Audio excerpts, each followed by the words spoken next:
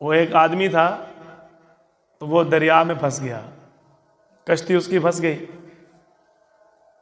जब उसकी कश्ती फंसी तो वो कहने लगा, या अल्लाह मुसीबत से निकाल दे, तेरे रास्ते में देके दूंगा, देके पका के तेरे रास्ते में माल खर्च करूंगा ना।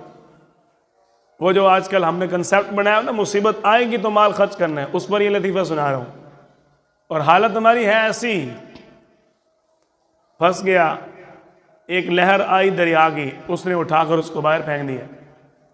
बाहर आया तो कहने लगा, चलो शुक्र है जान बच गई।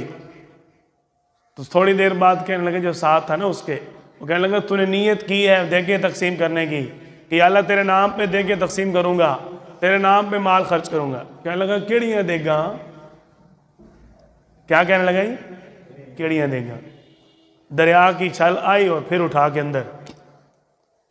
जब वो अंदर गया, कहने लगा, या अल्लाह मैंने तो पूछा था मिठी या नमकीन, भी ये पूछा केड़ियां देगा।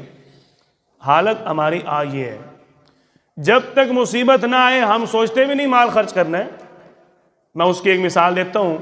हमारी सारी जो घर वाली हैं आजकल, बच्चा थोड़ा सा गिर जाए ना तो क्या कहते हैं, कोई सदका वगैरह काट दो, बच्चा ना गिरे तो बस ठीक है चलन दो।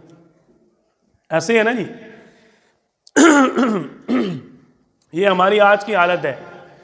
सही मुस्लिम में आप सल्लल्लाहु अलैहि वसल्लम का फरमान है, सहाबी रसूल अर्ज करते हैं, या रसूलल्लाह माल खर्च करने के बेहतरीन वक्त कौन सा है?